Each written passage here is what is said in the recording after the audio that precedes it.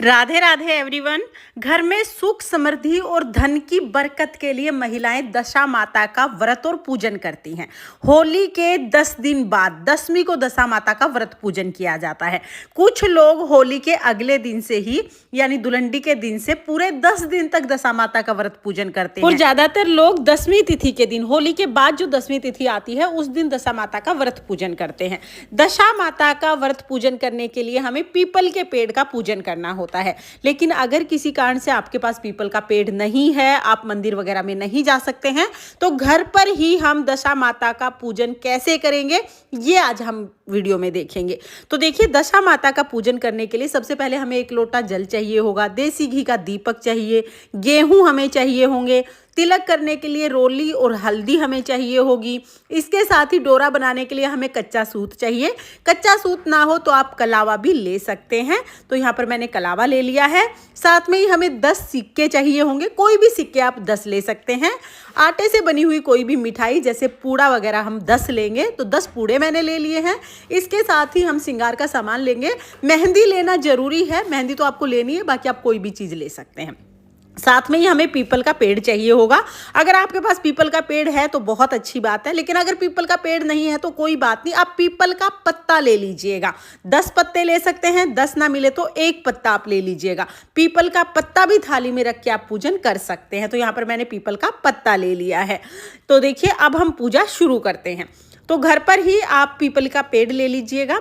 People के पेड़ के नीचे हम अच्छे से साफ सफाई कर लेंगे। उसके बाद यहाँ पर हम एक पटड़ा या तो एक थाली रख लेंगे। सुबह के समय हमें ये पूजन करना होता है। अगर आप किसी कारण से सुबह के समय ना कर पाए तो शाम को भी आप ये पूजन कर सकते हैं। तो देखिए, नहा धो के हम पीपल के पेड़ के पास चले जाएंगे। घर पे पीपल का पेड़ है तो घर पे हम पीपल के पेड़ के पास बैठ जाएंगे। फिर हम एक स्वास्तिक बना लेंगे। थाली पर या पटड़े पर स्वास्तिक बना लीजिएगा। पीपल का पेड़ नहीं है तो हम एक पीपल का पत्ता ले लेंगे। पत्ते के ऊपर हम दशा माता का चित्र बनाएंगे। वैसे जब हम पीपल के पेड़ का पूजन करते हैं ना, तो पेड़ के तने पर दशा माता का चित्र बनाते हैं। लेकिन अगर आपके पास पीपल का पेड़ नहीं है या पीपल का पेड़ बहुत छोटा है तो आप पीपल के पत्ते पर भी दशा माता का चित्र बना सकते हैं। इस चित्र को हम थाली में ही विराजमान कर देंगे।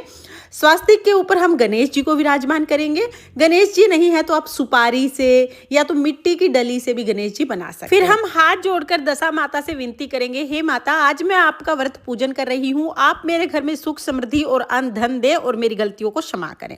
इस तरह से संकल्प करने के बाद फिर हम पूजा शुरू करेंगे। तो पूजा में सबसे पहले हम जो पीपल का पेड़ है उसमें जल सींचेंगे और गणेश जी को, दशा माता को जल के छींटे लगाकर भाव रूप में स्नान करा देंगे।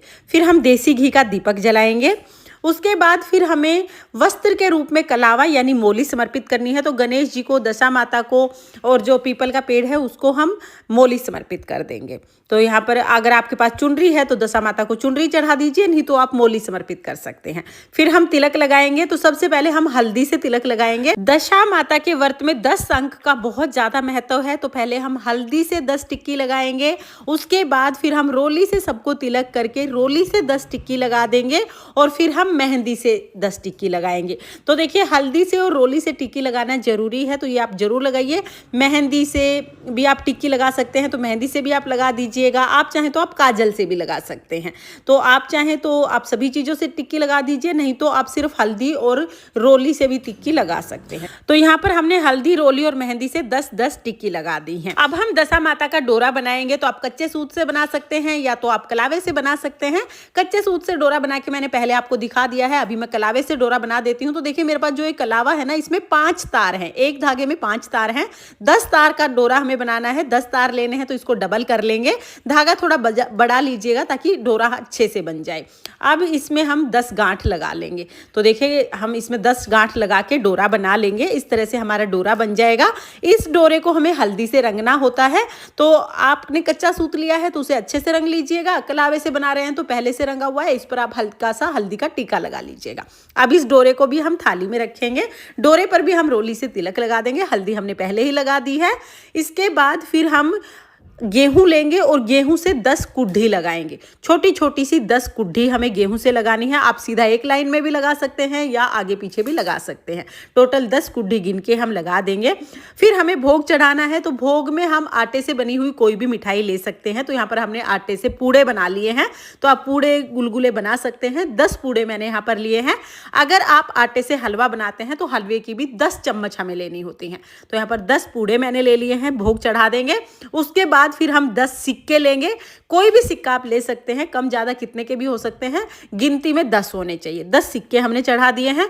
इसके बाद हम सुहाग का सामान चढ़ाएंगे। देखिए, सुहाग का सामान जरूरी नहीं आप बहुत ज़्यादा चढ़ाएं, आपकी जितनी मर्जी हो उतना चढ़ा दीजिए। नहीं तो मेहंदी तो हम लगाते ही लगाते हैं दशा माता को, तो मेहंदी तो हमें चढ़ानी ही है। साथ में मैंने बिंदी का पत्ता भी चढ़ा दिया है। तो यहाँ पर हमने श्रृंगार का सामान चढ़ा दिया है। उसके बाद फिर हम कथा सुनेंगे। तो कथा सुनने के लिए 1 लोटा जल मैंने ले लिया है। अपने हाथ में 10 गेहूं के दाने हमें लेने हैं। दशा माता के व्रत में गेहूं का बहुत महत्व है, तो गेहूं के दाने आप लीजिएगा। 10 दाने हाथ में लेके फिर हम दशा माता की व्रत कथा सुनेंगे। राजा नल और रानी दमयंती की कथा सुनी जाती है। कथा का वीडियो आपको चैनल पर अलग से मिल जाएगा। यहीं पर कथा सुनाऊंगी तो वीडियो बहुत ज़्यादा लंबा हो जाएगा, इसलिए कथा का वीडियो मैंने अलग कर दिया है। कथा सुनने के बाद जो 10 हमने गेहूं के दाने लिए हैं वो हम पीपल के वृक्ष में समर्पित कर देंगे। अगर पीपल का वृक्ष नहीं है तो जो आपने दशा माता का चित्र बनाया था वहां पर हम ये दाने समर्पित कर देंगे। तो इस तरह से हमें दशा माता की व्रत कथा सुननी है। कथा सुनने के बाद फिर हम परिक्रमा करेंगे। तो देखिए, दशा माता के व्रत में पीपल की परिक्रमा करने का बहुत महत्व है। तो हम यहाँ पर पीपल की परिक्रमा करेंगे। 10 परिक्रमा की जाती हैं। तो आप कच्चा सूत लपेटते हुए या तो कलावा लपेटते हुए परिक्रमा कीजिएगा। दशा माता की जय बोलते हुए हम 10 परिक्रमा कर लेंगे। और अगर आपके पास पीपल का पेड़ नहीं है, आप पीपल के पत्ते से ये पूजा कर रहे हैं घर पे, तो जिस थाली में आपने पीपल का पत्ता रखा है उसकी फिर हम परिक्रमा कर देते हैं। 10 परिक्रमा हमें करनी है। तो यहाँ पर मेरे पास पीपल का पेड़ है, पीपल के पेड़ की मैं परिक्रमा कर लूंगी। बहुत ही प्रेम से 10 परिक्रमा करने के बाद फिर हम आरती करते हैं। तो देखिए, धूप दीप दिखाकर बहुत ही प्रेम पूर्वक हम आरती करेंगे। पहले गणेश जी की, फिर दशा माता की आरती करते हैं। तो अगर आपको आरती आती है तो आरती गा लीजिएगा। आरती ना आए तो दिए को इस तरह से क्लॉकवाइज 5 या 7 बार घुमाने को भी आरती का ही स्वरूप माना जाता है। तो दशा माता और गणेश जी का ध्यान करते हुए हम इस तरह से आरती उतार लेंगे। आरती उतारने के बाद हाथ जोड़कर पूजा में रही कमियों के लिए क्षमा याचना करेंगे और अपनी मनोकामनाओं को पूर्ण करने के लिए दशा माता से प्रार्थना करेंगे। अपने घर में अन्न धन की बरकत के लिए प्रार्थना करेंगे। उसके बाद थोड़ा सा जल अपने हाथ में लेंगे और पूरी चौकी के ऊपर से वार देंगे। इस तरह से हम पूजा को पूर्ण करेंगे। पूजा करने के बाद जो डोरा हमने बनाया है, दशा माता का जो डोरा हमने बनाया है, इसको हम पहन लेंगे। हो सके तो आप इस डोरे को जरूर पहनिएगा। लेकिन अगर आप जॉब करते हैं या किसी और कारण से आप इसे पहन के नहीं रख पाते हैं तो आप इस डोरे को कथा सुनने के बाद अपने घर में किसी सुरक्षित जगह पर रख दीजिए। आप अपने घर के मंदिर में या लॉकर में कहीं पर भी इसको रख सकते हैं। तो जो नया डोरा है वो तो हमें पहन लेना है, और जो पिछले साल हमने डोरा पहना था या डोरा लिया था उसको हम पीपल के पेड़ के नीचे ही इस तरह से दबा देंगे। अगर पीपल का पेड़ नहीं है तो आप तुलसी के पेड़ के नीचे भी इसे दबा सकते हैं।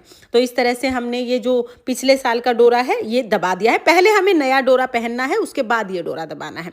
उसके बाद देखिए, जो आपने पूड़े लिए हैं और जो भी आपने दक्षिणा चढ़ाई है, जो 10 सिक्के चढ़ाए हैं, वो हम अपनी सासू जी को दे देंगे। सासू जी नहीं है तो घर परिवार में जो भी बड़ी महिला है उसको आप दे दीजिएगा। जो श्रृंगार का सामान आपने चढ़ाया है, जो मेहंदी ली है, वो आप स्वयं यूज करेंगे दशा माता के आशीर्वाद के रूप में। और जो हमने गेहूं के अनाज की जो ढेरी लगाई है, 10 ढेरी, ये सारा गेहूं उठाकर हम अपने भंडार घर में रखेंगे। जहां पर भी आप गेहूं स्टोर करते हैं वहां पर आप इसे रख लीजिएगा ताकि धन के भंडारे भरे रहें। इसके साथ ही जो हमने पीपल के पत्ते के ऊपर जो दशा माता का चित्र बनाया था, इसे हम अपने लॉकर में रखेंगे ताकि वहां पर हमेशा अन्न धन रहे। तो इस तरह से दशा माता का जो व्रत है उसका पूजन किया जाता है। अगर आपको पीपल का पेड़ ना मिले तो आप पीपल के पेड़ का पत्ता लेकर घर पर बहुत आसानी से ये पूजन कर सकते हैं।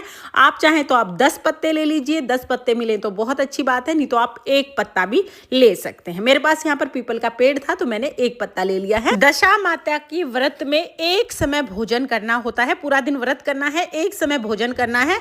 और भोजन में गेहूं से बना हुआ कोई भी मीठा भोजन हम करते हैं।